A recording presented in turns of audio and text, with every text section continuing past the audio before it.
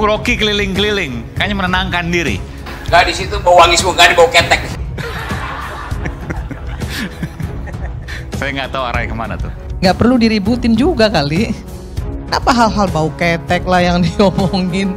Sekarang ketek jadi problem. Untuk menyampaikan ada sesuatu yang salah. Lu sadar nggak ada bahaya luar biasa di depan sana? Aduh, saya sampai terus terang, saya ngelihatnya jadi apa ya? Jadi ini kok bangsa ini udah jadi bangsa barbar gitu yang nggak punya etika. Ada sesuatu yang dilihat orang yang bukan problem dianggap problem. Apalagi yang problem. Yang bukan masalah dianggap masalah. Apalagi yang masalah. Andrian, kalau bicara seperti itu yang jauh, yang disebut kata-kata ketek itu cetek isunya. Kenapa kita jadi cemen, cildis? Begitu aja dikomentarin gitu. Kapan Indonesia ini akan jadi negara hebat kalau hal-hal kecil aja masih dipersoalkan? Kenapa kita nggak persoalkan hal-hal yang besar? Persatuan dan kesatuan bangsa kita, agar ke depan Indonesia ini akan menjadi negara besar. Pertanyaan kita, kenapa yang seharusnya bukan masalah menjadi masalah? Ada sesuatu yang berbeda di situ. Ada nilai yang bergeser di situ. Ketidaksukaannya berkembang dan cara yang berbeda. Saya tidak tahu bagaimana menjelaskan ini. Orang bilang, saya bisa jelaskan teori secara akademis. Memang ada kemarahan publik dan orang cari sasaran. Sasaran itu tiba pada ketek.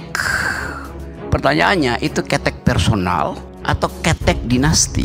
Orang nggak peduli. Jadi kita mesti anggap bahwa keteknya anak Pak Jokowi juga keteknya Jokowi, melekat di situ. Hal-hal kecil loh, hal-hal yang nggak pantas itu diomongin, didiskusikan. Itu benar-benar saya tuh benar-benar bukan orang yang punya pendidikan yang bisa membawa bangsa ini ke depan menjadi lebih baik. Kaisang bagian dari tubuh politik Jokowi, istri Kaisang bagian tubuh politik Jokowi. Itu yang terjadi. Sama ketika Louis XVI tuh permaisurinya Marie Antoinette itu diolok-olok karena mandi terus dengan parfum, dengan mandi susu 3 kali sehari karena bau ketek tuh. Yang disasar bukan tubuh Marie Antoinette tapi tubuh istana. Kritisi penting. Saya selalu menyampaikan begini. Pemerintah yang terlalu absolut pasti dia diktator. Tapi oposisi yang tidak negarawan, yang tidak nasionalis, pasti juga destruktif. Karena semuanya nanti apapun yang dibuat oleh pemerintah karena mereka oposisi, pasti semuanya ditolak. Semua dikatakan tidak baik. Dan itu selalu terjadi di Indonesia. Makanya kemarin waktu saya diundang di FISIP UI, saya bilang, kesalahan demi kesalahan yang terjadi di Republik ini, yang harus bertanggung jawab siapa? Partai politik. Karena partai politiknya pragmatis semua.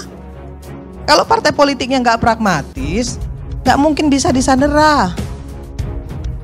Jadi nggak usah juga kita mengatakan Mulyono itu salah, ya kan? Kemudian Samsul itu begana begini begono. Yang endorse Samsul juga partai politik kok. Yang mengendorse Samsul itu partai politik. Ya bapaknya senang-senang aja. Gitu. Ya kalau mau diperbaiki, ya perbaiki. Ayo perbaiki partai politiknya, jangan pragmatis. Sehingga gak bisa disandera. Harus dibalik dong. Jangan malah dibalik kita seolah-olah kita merasa diri kita paling bersih, paling paling suci, paling bener. Enggak juga. Saya nggak khawatir menyampaikan ini ke publik, baik di FISIP UI maupun hari ini. Kenapa? Karena memang itu faktanya. Ya makanya ayo dibenerin, ayo dibersihin. Kalau selalu tepuk dada inilah saya, ya nggak bisa juga. Jadi Pak Surya Paloh menyampaikan juga kemarin kepada Pak Prabowo, Partai Nasdem akan mendukung pemerintah karena memang ingin Indonesia ini ke depan maju. Semua program pemerintah bisa jalan. Kalau ada yang harus dikritisi, maka akan kami kritisi secara konstruktif. Makanya kami tidak minta tidak ngambil menteri. kita tidak ngambil menteri. Karena apa? Ada yang bilang, ya karena takut disandera lagi. Padahal kami punya nawaitu yang baik. Kami sudah merasakan bagaimana rasanya berada di satu tempat yang kemudian 2 menteri kami masuk penjara. Dan itu nggak mau kita ulangin lagi. Makanya kita nggak mau. Kita tolak itu. Menteri itu kita tolak. Kita nggak mau ada menteri. Walaupun kita tetap berkomitmen mendukung penuh apa yang dilakukan oleh pemerintah jika itu bermaslahat bagi masyarakat. Tapi kalau tidak bermaslahat bagi masyarakat, maka kita akan melakukan kritisi secara konstruktif. Itu disampaikan Pak Surya Paloh kepada Pak Prabowo. Nah, kalau tadi dibilang bahwa nih hubungan Prabowo dengan Jokowi akan hancur begana begini begono. Problem kita bukan menilai retak tidak retak. Kita ingin supaya bukan sekedar keretakan, Jokowi mundur sebelum 20 Oktober. Itu yang diinginkan oleh masyarakat sipil. Itu yang diinginkan oleh orang yang punya otak. Itu aja. Kenapa Anda katakan sebelum 20 Oktober orang yang punya otak menginginkan Pak Jokowi mundur? Ya, kalau nggak punya otak berarti Jokowi nggak boleh mundur dong. Dia sangat mungkin untuk di-impeach. Justru otak kita mengarahkan semua analisa supaya Jokowi di-impeach. Kesalahannya kan bertumpuk-tumpuk. Masa mesti tunggu dia lengser secara normal? Masa Aiman nggak bisa baca yang disebut sebagai public, sebut aja public interestnya?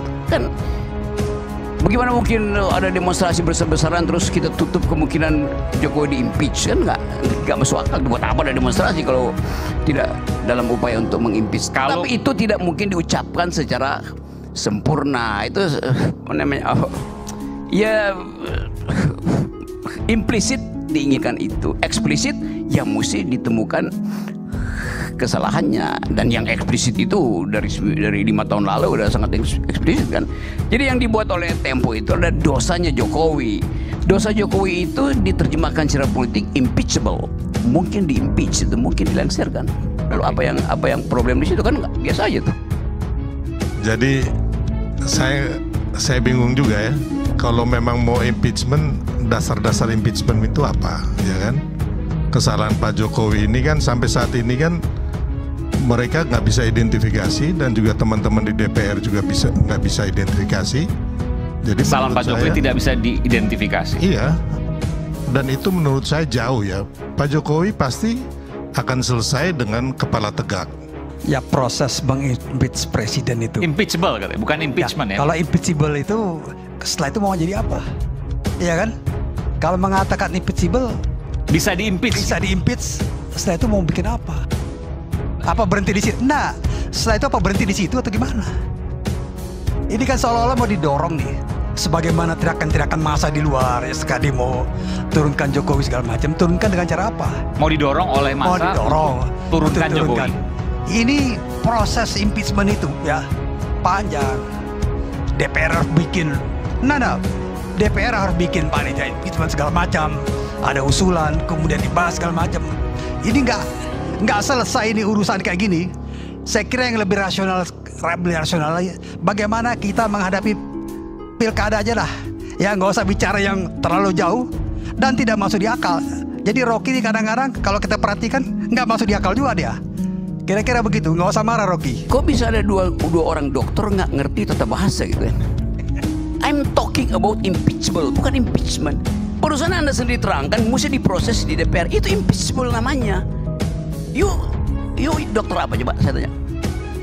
Tata negara, Bung Rocky. Ya kenapa nggak ngerti? Saya ngerti, teman Anda ini yang berpikirnya ngaco kan? Bagaimana? Itu berpikirnya ngaco. Enggak, setelah Anda katakan itu kemudian mau bikin apa? Ya itu bikin apa? Itu namanya impeachable. Dimungkinkan untuk diimpeach. Soal dinyatakan itu urusan PDIP, urusan partai-partai. Tetapi normativity dari hukum itu mengatakan it is impeachable. Ya, nah, enggak? Ini kan mengawang-awang namanya Rocky. Betul. Kok mengawang-awang? Betul. Yuk. Justru gini, Gila, kita justru lebih depan daripada Rocky, karena dia sebetulnya sedang menginsinuasi bahwa impeachable itu sebetulnya bahwa ini akan diimpeach.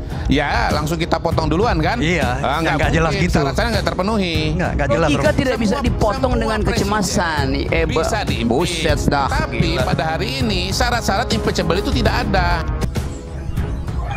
Assalamualaikum warahmatullahi wabarakatuh. Kembali lagi bersama saya di Gosip Politik ya. Ya, tadi kita saksikan bersama argumen dari Bu Irma Janiego, Rocky Gerung, dan juga Bung Adian Apitupulu ya. Dimana Bu Irma menyayangkan rakyat Indonesia yang membahas hal-hal yang remeh-temeh ya. Menurut Bu Irma itu sangat tidak beretika lah ya. Seharusnya, kata Bu Irma, bangsa Indonesia membicarakan hal-hal yang bersifat membangun ya, untuk kemajuan bangsa atau hal-hal yang baik lainnya, bukan malah membahas isu-isu remeh-temeh seperti itu ya. Ya, bagaimana pendapat kalian? Silahkan tulis di kolom komentar. Wassalamualaikum warahmatullahi wabarakatuh.